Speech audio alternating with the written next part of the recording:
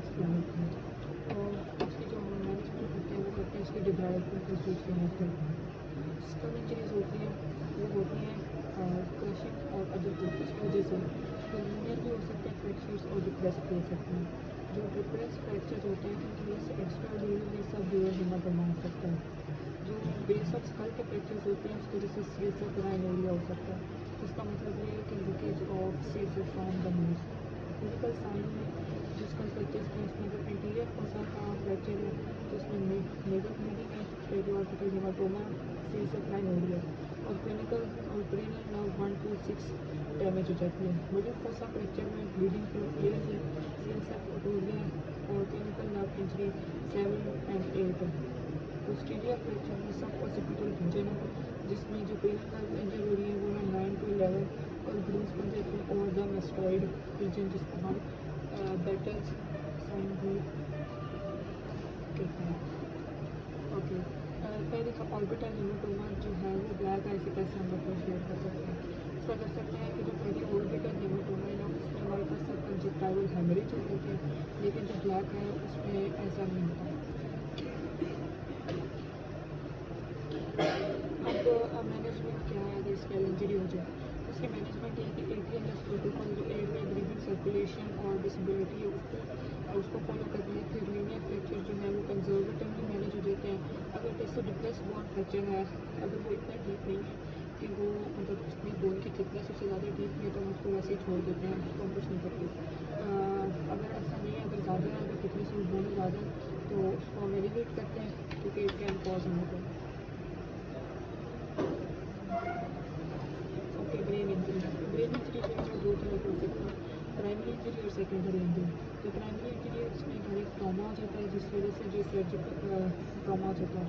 अब दो तरह के होते हैं, क्रूप और काउंटर क्रूप। तो जो क्रूप होती है that is opposite to the side of impact और अगर ऑपोजिट हो जाती है तो काउंटर क्रूप हो जाती है। इसमें कॉन्शियस कंप्रेशन होते हैं, बोन फ्रेगमेंटेशन, एक्सॉनल इंजरी और brain stem contusion. Primary brain injury जो है उसके फॉलोइंग टाइप्स होते हैं जिसमें है डिफ्यूज एक्सॉनल इंजरी जो कि shearing of grey white matter interface causing microscopic injury to the white matter resulting in grey fracture. इसके अलावा है सेरिब्रल कंकशन। ये हमारे पास क्लिनिकली डायग्नोस होते हैं और पीरियड ऑफ एमनेसिया होते हैं और the cerebral confusion and lacerations these are visible as small area of haemorrhage on CT scan.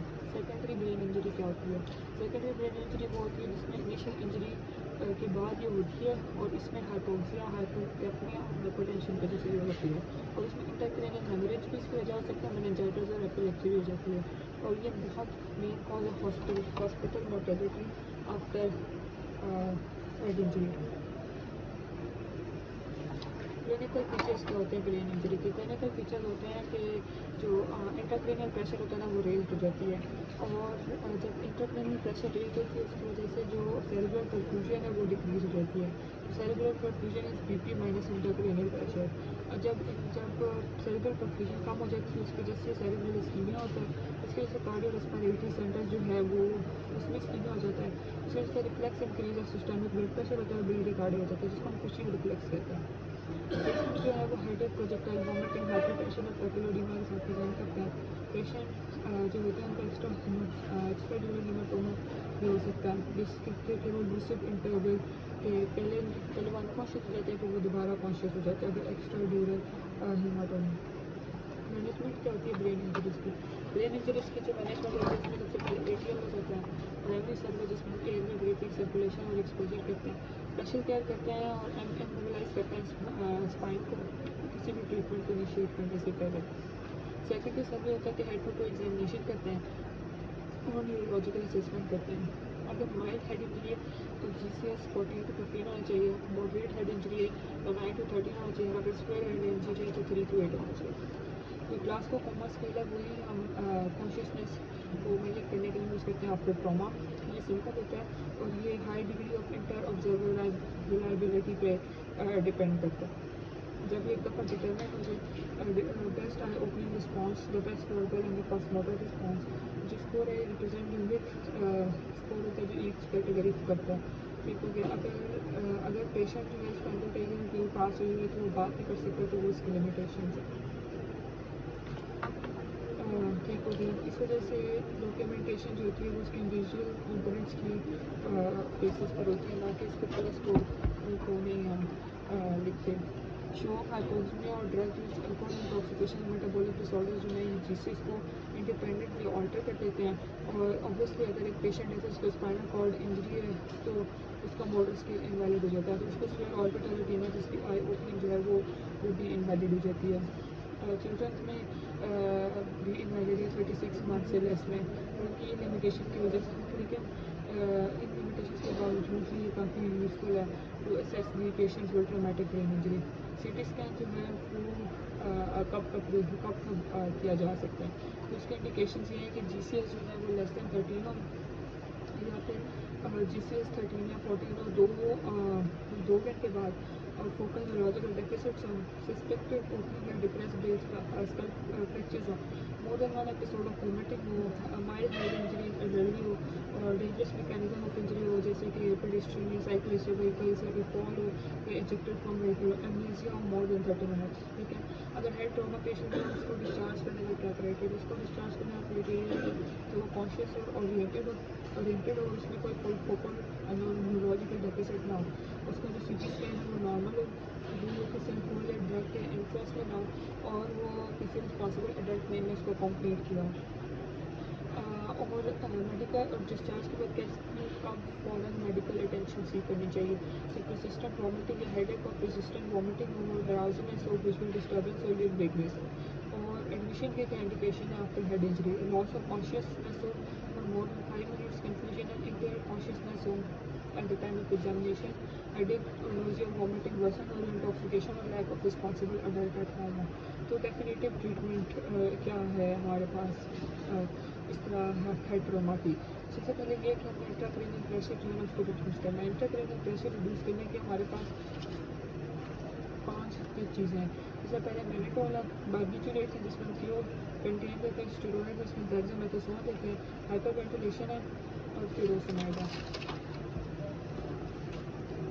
दूसरा इंट्राक्रेनियल उसके प्रेशर लो करने के बाद हमने ट्रीटमेंट करना है इंट्राक्रेनियल हेमरेज का, तो वो हम इवैल्यूएट कर लेते हैं कंसल्टिंग विद न्यूरोसर्जन। और फिर जो डिप्रेस फ्रैक्चर है तो उसको हम एलिवेट करते हैं, और अगर फिट्स हैं तो उसको आईवी लोराज़ेपाम, फाइनाटोनाइल ऐसे करते हैं।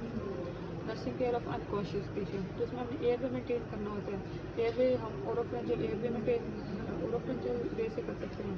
फिर हम उसमें एक्सेसिव इन्वेस्टिगेशन में रिमूव करनी होती है। अगर जीसीएस रेट से कम होता है तो एंडोट्रेकियल इंट्यूबेशन या ट्रेकियोस्टोमी कर सकती है, और नेज़ोगैस्ट्रिक ट्यूबिंग करनी होती है। स्किन केयर होती है कि हमने उसका पोस्चर एवरी 2 आवर्स चेंज करना होता है।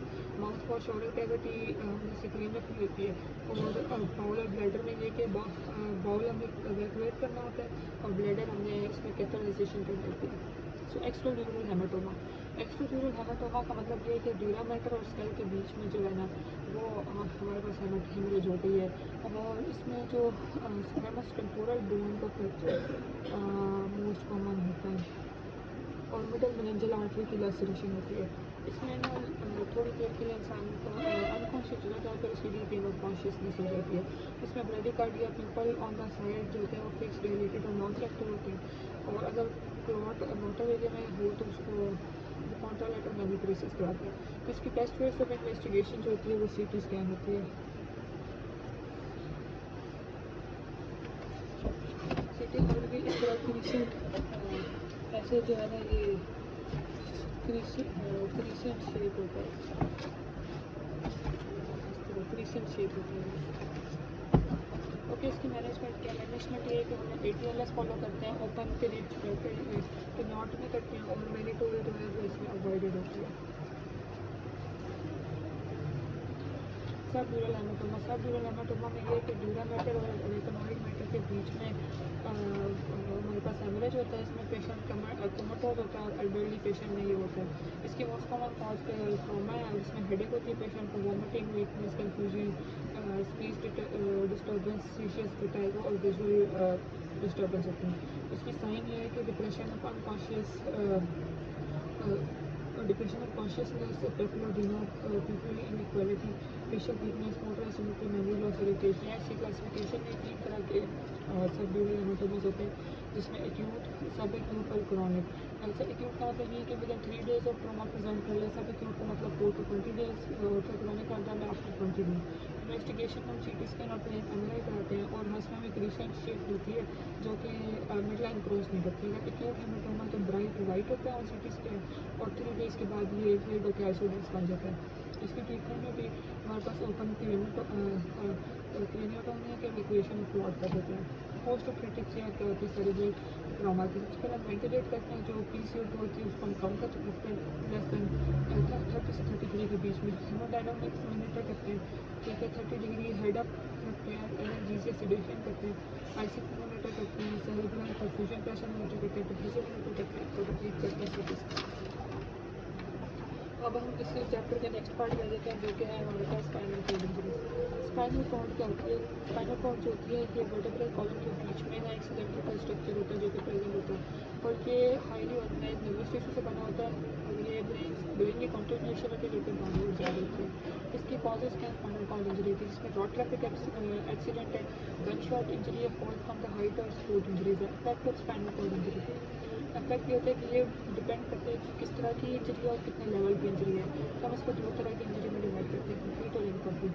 कंप्लीट इंजरी वो होती है जिसमें कोई फंक्शन ना हो below the level of injury, और दोनों साइड जो है ना वो इक्वली इफेक्टिव है। और इनकम्प्लीट इंजरी होती है जिसमें कुछ फंक्शन जो है वो इंजरी से नीचे हो, और एक या एक से ज़्यादा एक जो है पर्सन मूव कर रहा हो या फिर फील कर पा रहा हो, या फिर मतलब फंक्शन हो उसके अंदर। नेक इंजरी जो होती है उसकी वजह से क्वाड्रिप्लेजिया हो जाता है। People with injury in C1, C4 और open required ventilator to because क्योंकि उसकी जो रेस्पिरेटरी मसल है उसकी पैरालिसिस हो जाती है। अगर C5 की इंजरी है तो वो शोल्डर और बाइसेप कंट्रोल नहीं होता। अगर रिस्ट और हैंड मूवमेंट्स भी लॉस्ट हो जाती हैं। जो C6 की इंजरी है उसमें रिस्ट कंट्रोल होता है लेकिन हैंड मूवमेंट लॉस्ट हो जाती हैं। अगर C7 और P1 है तो उसकी वजह से इंसान अपना बाजू स्ट्रेट कर पाता है, लेकिन डिस्टेलिटी का प्रॉब्लम हो जाता है विद हैंड एंड फिंगर। जो स्पाइनल कॉर्ड इंजरी अगर बेसिक लेवल है उससे नीचे हो तो उसमें पैराप्लेजिया हो जाता है, लेकिन उसमें फ्लैट इफेक्टिव नहीं होता है। अब जो अगर T1 के लेवल की इंजरी है, T1 से T8 के लेवल की, तो पूरा टंग कंट्रोल हो जाता है, और एब्डोमिनल मसल का जो कंट्रोल होता है वो लॉस्ट हो जाता है। और अगर उससे भी नीचे इंजरी हो तो वो सिटिंग बैलेंस सिटिंग और बैलेंस होती है, लेकिन जो हिप फ्लेक्सर्स और लेग्स का कंट्रोल होता है वो लॉस हो जाता है।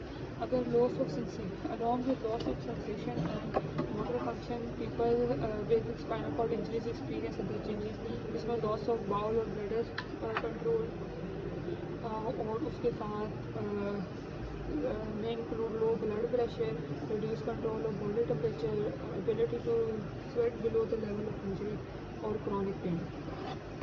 अब इन्वेस्टिगेशन क्या करते हैं इस तरह की कंडीशन में? तो हम इन्वेस्टिगेशन जो है वो स्पाइनल एक्सरे कराते हैं और CT स्कैन और MRI स्पाइन कराते हैं, जिसमें हमें जो लोकेशन और एक्सटेंट पता चल जाती है। और इसके ट्रीटमेंट में हम ATLS कराते हैं, इमोबिलाइज कराते हैं पेशेंट को स्पाइनल कॉर्ड मैनेजमेंट में, ठीक है, जिसमें पैरामेडिक्स जो होते हैं वो यूजुअली इमोबिलाइज करा देते हैं। अगर किसी को भी कॉर्ड इंजरी है तो उसको बगैर इमोबिलाइजेशन के मूव नहीं कराना चाहिए। कॉर्टिकोस्टेरॉइड्स जैसे कि डेक्सामेथासोन और प्रेडनिसोलोन सर्जरी करते हैं, जिसमें हम अगर कोई भी फ्लूइड है टिश्यूज़ को प्रेस कर रहा है तो उसको रिमूव कर देते हैं। कोई बोन फ्रैगमेंट है उसको रिमूव कर देते हैं, कोई डिस्क फ्रैगमेंट है फॉरन बोर्ड उसको रिमूव कर देते हैं। स्पाइनल ट्रैक्शन जो होती है उसमें उसको हम अगर स्पाइन की ट्रैक्शन कराएं तो डिस्लोकेशन को रिड्यूस कर देती है, और स्कल में भी इमोबिलाइज तो मेटल ब्रेसेस हम स्कल को भी इमोबिलाइज करते हैं। ड्रेसिंग केयर में वही ऑरल हाइजीन, स्किन केयर और ब्लडिंग केयर है। रिहैबिलिटेशन में हम डिसेबिलिटी के साथ कैसे कोप करना है वो उस बंदे को उसके लिए बताते हैं, और जो 6 महीने के बाद भी रहे वो परमानेंट ऑलमोस्ट लॉस हो जाते हैं। इसकी कॉम्प्लिकेशन ये होती है कि पैरालिसिस हो जाती है, लॉस ऑफ सेंसेशन हो जाती है, लॉस ऑफ ब्लड कंट्रोल हो जाता है, इसमें इंक्रीज UTI के इफेक्ट होते हैं, लॉस ऑफ सेक्सुअल फंक्शनिंग हो जाती है, पैरालिसिस और breathing muscles, complication of immunity, treatment thrombosis, pulmonary infection, skin breakdown and contraction. Spinal shock क्या होता है? स्पाइनल शॉक जो है ना ये एक फिनोमेना जिसे फिजियोलॉजिकल और anatomical transaction of spinal cord तो जैसे temporary loss or depression of all spinal reflexes हो जाते हैं below the level of injury। Hypertension होती है इस वजह से क्योंकि सिंपैथेटिक टोन कम हो जाता है। अब स्पाइनल शॉक जो है ना ये हमें फ़र्क कराते हैं between arterial hypertension due to hemorrhage source from arterial hypertension या फिर आर्टीरियल हाइपरटेंशन जो कि सिंपैथेटिक टोन लूज होने की वजह से होगी। तो वो स्पाइनल शॉक के जो कंपोनेंट्स हैं उसमें है हमारे पास नंबर 1 न्यूरोजेनिक शॉक होता है जिस पर इनसफिशिएंसी होती है, क्वाड्रिप्लेजिया होता है, अपर एक्सट्रीमली एरिप्लेक्सिया होता है, एनेस्थीसिया होता है, loss of rectal blood spectre होता है और यूरिनरी बाउल रिटेंशन होती है।